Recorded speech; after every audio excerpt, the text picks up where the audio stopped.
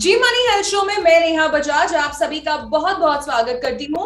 और आज के वीडियो में हमारे साथ जुड़ रहे हैं डॉक्टर वरुण शाह, जो कि एक गायनेकोलॉजिस्ट हैं और इनफर्टिलिटी स्पेशलिस्ट हैं, और उसी के साथ साथ डायरेक्टर हैं Inception super speciality women's health care, जो कि बोरीवली मुंबई में है।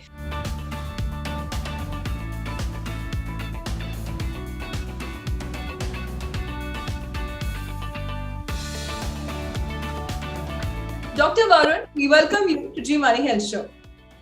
Thank you. तो डॉक्टर, आज हम बात करने वाले हैं फर्टिलिटी के बारे में। अगर मैं मेट्रो सिटीज की बात करूं, बहुत सारे कपल्स जो हैं they want to become parents, लेकिन कहीं ना कहीं कुछ चीजें जो है वो हर्डल्स बन रही हैं, बाधा बन रही हैं। तो सबसे पहले मैं आपसे ये जानना चाहती हूँ, कौन सी ऐसी बीमारियां हैं, व्हाट आर दोज डिसीजेस जिसकी वजह से इनफर्टिलिटी होती है, which is the cause of infertility? तो उसके पहले सबसे पहले हम लोग इनफर्टिलिटी है क्या वो समझेंगे एक वेरी शॉर्ट में कि जो भी कपल पिछले 1 साल से अनप्रोटेक्टेड इंटरकोर्स या अनप्रोटेक्टेड सेक्स कर रहे हैं और कुछ और रीजन नहीं है तो भी वो कंसीव नहीं कर पा रहे हैं, तो वैसे कपल को हम लोग इनफर्टाइल कपल या तो उसको हम लोग इनफर्टिलिटी बोलते हैं। लगभग 15% कपल ऐसे होते हैं कि जिनको इनफर्टिलिटी होती है। और अगर हम लोग रीजंस में जाएंगे तो उसको हम लोग ब्रॉडली 2 कैटेगरी में डिवाइड कर सकते हैं, एक है मेल और एक है फीमेल। समटाइम्स कॉम्बिनेशंस भी मिलते हैं। अगर मेल में देखा जाए तो टिपिकली मेल में जो स्पर्म काउंट है वो अगर कम है, कम क्या बोलते हैं कि 15 मिलियन स्पर्म काउंट या उससे कम स्पर्म काउंट है तो उनको इनफर्टाइल मेल बोलेंगे। और अगर फीमेल में जाएंगे तो फीमेल में बहुत सारे रीजंस है। नंबर 1 जो रीजंस है कि उनका एग बराबर नहीं बनता, स्त्री बीज बराबर नहीं बनता, जिसमें one of the most common cause है कि पीसीओडी या पीसीओएस टाइप का किसी को प्रॉब्लम। दूसरा रीजन ऐसा हो सकता है कि उनका जो यूट्रस के बाजू में जो ट्यूब्स होते हैं वो ट्यूब्स ब्लॉक है, उसके कारण वो एग्स कैरी नहीं कर पाते हैं और इनफर्टिलिटी होती है। तीसरा रीजन ऐसा हो सकता है कि उनको यूट्रस के अंदर कोई गांठ है जिसको फाइब्रोइड की गांठ बोलते हैं, या तो यूट्रस के अंदर उसकी स्किन चिपकी हुई है, वैसे कोई रीजन है उसके कारण प्रेगनेंसी नहीं रुक पा रही है। और चौथा रीजन ऐसा हो सकता है, एक डिजीज है जिसको एंडोमेट्रियोसिस बोलते हैं, मतलब जैसे यूट्रस में से ब्लीडिंग जब आती है, मासिक जब आता है तो ब्लड पूरा बाहर जाता है, कभी कभी वो ब्लड यूट्रस के पीछे जमा होता है और उसके कारण भी प्रेगनेंसी रहने में प्रॉब्लम हो सकती है। और कभी कभी इन सब रीजंस के बावजूद भी कुछ ऐसा रीजन है कि जो हमको नहीं पता, वैसे भी रीजंस होते हैं जिसको हम लोग अनएक्सप्लेन इनफर्टिलिटी बोलते हैं। तो ये सारे रीजंस होते हैं फर्टिलिटी प्रॉब्लम्स के। डॉक्टर वरुण, अलग अलग इन्वेस्टिगेशंस जो आप करते हैं, so what are the different investigations जो आप इनफर्टिलिटी के पेशेंट्स के लिए करते हैं?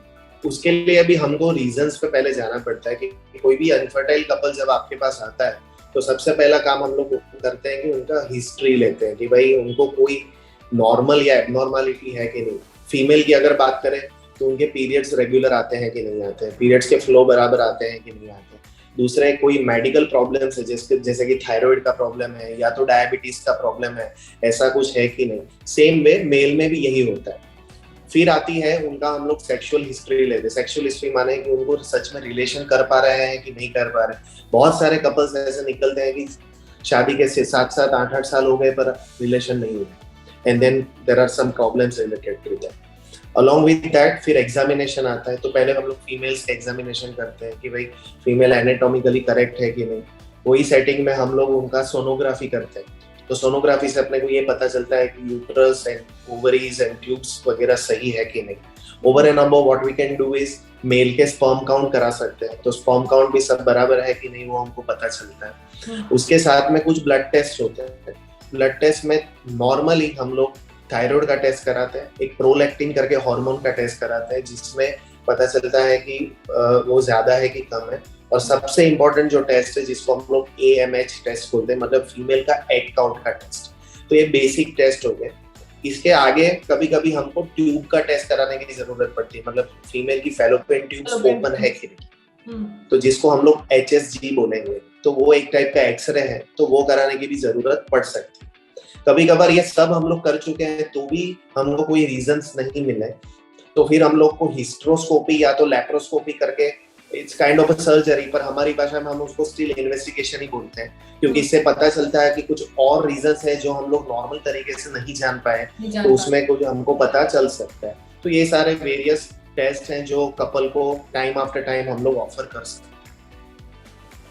ओके, एंड सर मेल्स में आप किन तरह के टेस्ट करते हैं? ये तो हमने फीमेल की इन्वेस्टिगेशंस जाने, सो मेल्स में भी कौन कौन से इन्वेस्टिगेशंस किए जाते हैं वो भी आप बताइए।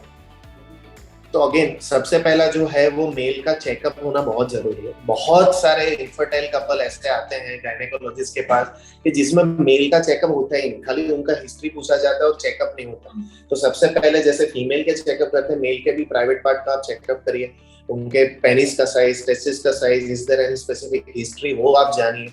उसके बाद जो सबसे बेसिक टेस्ट है वो उनका सीमेन एनालिसिस का टेस्ट है, तो जिसमें हमको स्पर्म का काउंट, उसकी मोटिलिटी, उसकी मॉर्फोलॉजी समझ आती है। वो भी कराने का एक टाइम है कि आपको मेल को बताना पड़ता है कि 2 या 3 दिन का गैप रखो और फिर उसके बाद आप सैंपल दो।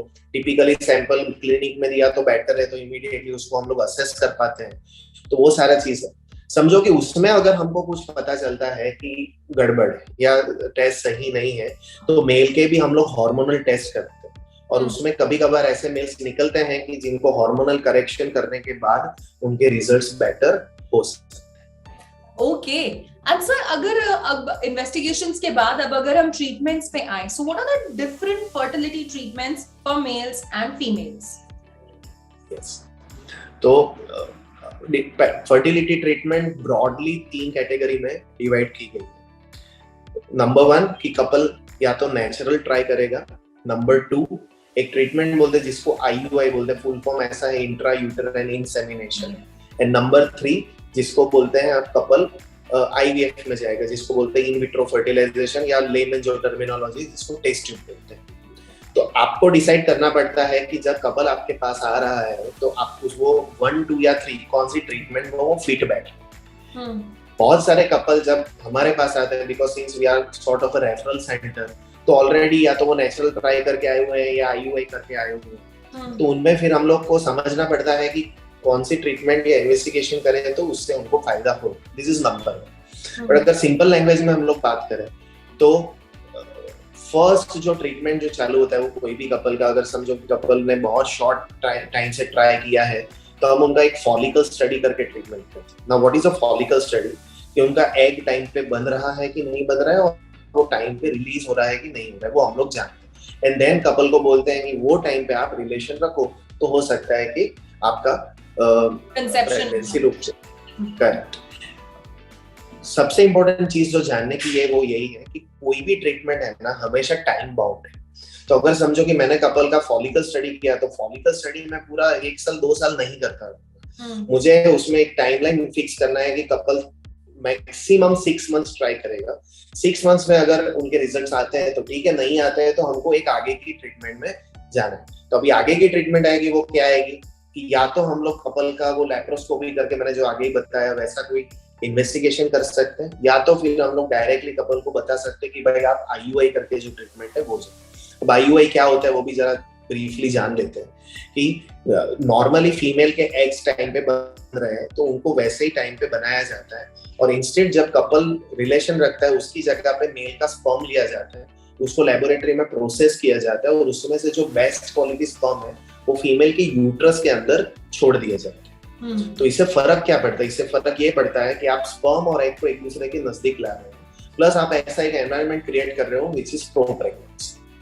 यहाँ पे जब हम लोग ट्रीटमेंट मॉडलिटी की बात कर रहे हैं तो हमको ये भी जानना जरूरी है कि हर ट्रीटमेंट मॉडलिटी का सक्सेस रेट क्या है। तो अगर जब कपल नेचुरल ट्राई कर रहा है तो पर साइकिल उसका 9 से 10% सक्सेस रेट रहता है। 9 to 10%। वही कपल अगर जब IUI की ट्रीटमेंट में जाएगा तो वो सक्सेस रेट बढ़ के 16 से 18% हो गया, तो लगभग डबल। अब तीसरा मॉडलिटी है जो लास्ट मॉडलिटी है वो IVF, जिसमें फीमेल एग्स बाहर निकाल के उसको फर्टिलाइज किया जाता है, और उसमें सक्सेस रेट है लगभग 60 to 80। ओके, सो अलग-अलग फर्टिलिटी ट्रीटमेंट्स के बारे में हमने जाना। अच्छा सर, इंटरनेट पे एक और टर्म है जो फर्टिलिटी के साथ बहुत ज्यादा बार मैंने देखी, ART। ये ART क्या होता है and what all is included in ART? Very good question. So ART का फुल फॉर्म है असिस्टेड रिप्रोडक्टिव टेक्निक्स या टेक्नोलॉजीज। सो बहुत सिंपल है कि जो कपल नेचुरली कंसीव नहीं कर रहा है उसको आप हेल्प कर रहे हो बाहर से कि वो कंसीव कर जाए। अब हमने जैसे ऑलरेडी आगे बताया कि IUI इज कॉल्ड ART, क्यों? क्योंकि सीमेन प्रोसेस करके हम लोग यूट्रस के अंदर छोड़ रहे हैं। उस हिसाब से हम लोग IVF को भी ART बोलेंगे। क्यों? क्योंकि IVF में फीमेल एग्स ले रहे हैं, मेल स्पर्म ले रहे हैं, उनको बाहर ही फर्टिलाइज करा रहे हैं और उसमें से जो बेबीज बन रहे हैं उनको हम लोग यूट्रस के अंदर छोड़ रहे हैं। There are other modalities, let's say for example कोई मेल आ रहा है जिसके स्पर्म काउंट 0 है, तो वैसे केसेस में हम लोग मेल में भी कुछ ऐसी ट्रीटमेंट कर सकते हैं जिसको हम लोग बोलते हैं टेसा या पेसा। तो ये ऐसी ट्रीटमेंट है जिसमें से with the help of some procedure male की टेस्टिस में से हम लोग स्पर्म बाहर निकाल सकते हैं और फिर सेम टाइम पे फीमेल के एग बाहर निकाले उसको फर्टिलाइज करके उसमें से बेबीज बना सकते हैं और उसमें से प्रेगनेंसी रुक सकती है। सो ये जो सारा चीज जो हम लोग कर रहे हैं जो बॉडी के बाहर हो रहा है या तो जिसमें हम लोग मेल स्पर्म या फीमेल एग हैंडल कर रहे हैं वो सारी चीज ART में आएगी। ओके, सो कई सारे फर्टिलिटी ट्रीटमेंट्स के बारे में आज हमने जाना, ART के बारे में हमने जाना और कई सारी ऐसी बीमारियां हैं जो इनफर्टिलिटी को जन्म दे सकती हैं। सो उन बीमारियों को भी ठीक करना बहुत ज्यादा जरूरी है।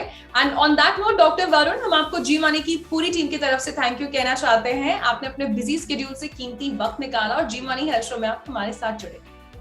Thanks a lot. तो ये थे डॉक्टर वरुण जिन्होंने आज हमें इनफर्टिलिटी के लिए ट्रीटमेंट्स के बारे में बताया। मैं उम्मीद करती हूँ आपको आज का वीडियो पसंद आया होगा। अपना फीडबैक जरूर शेयर करिएगा। किसी और विषय पर चर्चा देखना चाहते हैं वो भी हमें बताइएगा। ऑन दैट नोट मैं नेहा बजाज लेती हूँ आपसे इजाजत। मिलेंगे जी मनी हेल्थ शो के एक नए वीडियो में with new super specialist, new medical expert. Till then keep watching Zee money health show. अच्छी सेहत हमारा वादा।